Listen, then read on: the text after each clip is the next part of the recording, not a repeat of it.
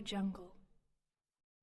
अस्सलाम वालेकुम साईं मुश्ताक बुखारी साहब। ही जेको पूरी दुनिया में वायरस हले थो कोरोना वायरस, सॼी दुनिया उन जी लपेट में अची वई आहे। तव्हांजो उन बाबति छा चवणु आहे ऐं अवाम खे कहिड़ो मैसेज ॾींदो?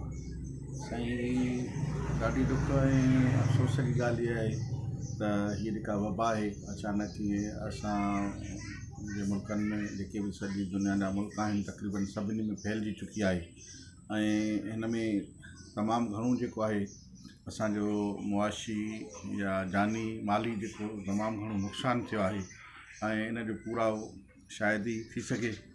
मां इहो चवंदुसि त हीअ जेके हिन वबाऊं हूंदियूं आहिनि असांजे जेको गुनाह आहिनि या असांजूं कमियूं कोताहियूं इंसान जूं आहिनि ऐं असां पंहिंजे जेको आहे अलाह तबारक ताला जे हुकुमनि जी पैरवी करणु छॾे था ॾियूं त ख़ुशूसन इहे वबाऊं इन जे करे आहिनि असांजे पंहिंजे ग़लतियुनि जे करे आहिनि।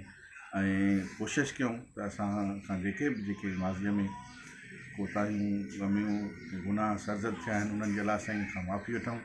ऐं ॿियो पंहिंजे तौर ते मां चवां थो त जेकॾहिं असां पंहिंजी हिफ़ाज़त पाण न कंदासीं, पाण मुहतात न हूंदासीं त उन में असांखे हिन वबा खां को बि बचाए नथो सघे। असांजे मुल्क में ख़ुशूसन असांजो मुल्क ग़रीब आहे ऐं महतारी जेका आहे उहो एतिरो जेको आहे माण्हुनि जी उन माली सहायता करे सघियो आहे न उन्हनि खे को ख़ासि जेके आहिनि को सुख ॾेई चुको आहे कुझु मतिलबु हिते कोशिशूं पंहिंजे तौरु वरितियूं अथऊं पंहिंजे वसीलनि आर।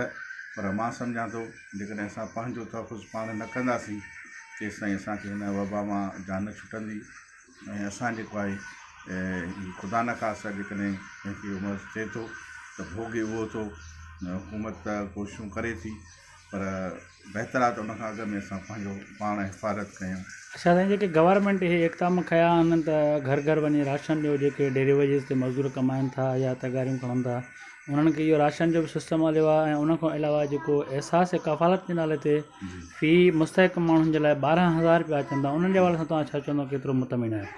साईं, इहो कुझु न कुझु जेकॾहिं ग़रीबनि खे मिले थो, मुस्तहिक माण्हुनि खे मिले थो त इहा सुठी ॻाल्हि आहे। पर इन जो तरीक़ेकार जेको आहे ॾाढो ग़लति थियो आहे ऐं असां जेके ॾियण वारा आहिनि या वठण वारा आहिनि उन्हनि में सभु जेके बि असां आहियूं ख़ुशूसन उन्हनि में कमियूं कोताहियूं माना ॾाढियूं आहिनि। जेकॾहिं असांखे हिकिड़ो अहसासु हुजे, हाणे घणो इहो मीडिया ते हले थो त जेके दोस्त इहे प्रोग्राम हलाइनि था उन्हनि मां ग़रीबनि जी कटौती कई वञे थी, इहो बि तमामु घणो ग़लति आहे। असांखे अहसासु हुजणु खपे त इहो ग़रीबनि जो 5 रुपया बि न खाऊं हिन ॾुखे वक़्त में। ऐं जेकॾहिं असांजा पुलिस वारा दोस्त आहिनि, सहाफ़ी दोस्त आहिनि, माना सभु जेके आहिनि इहे इन शइ में इन हवाले सां बि सरगर्म थिया आहिनि त माना हिन अहिड़ी वबा जे आलम में बि हर कंहिंखे पंहिंजे पेट जी लॻी पई आहे, कंहिं ग़रीब जो अहसासु कोन्हे। असांखे पाड़े वारनि जो पंहिंजनि जो एतिरो थी सघे ऐं उन में कोशिशि करे इहो बि हिकिड़े क़िस्म जो अलाह साईं जी आज़माइश आहे त असां हिन आज़माइश में केतिरो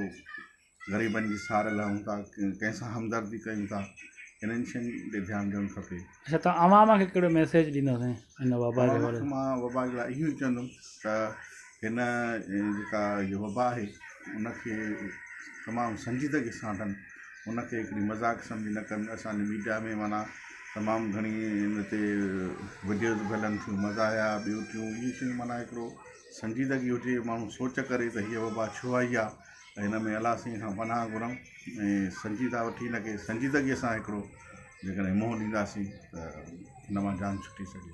वॾी महिरबानी साईं मुश्ताक बुखारी साहब।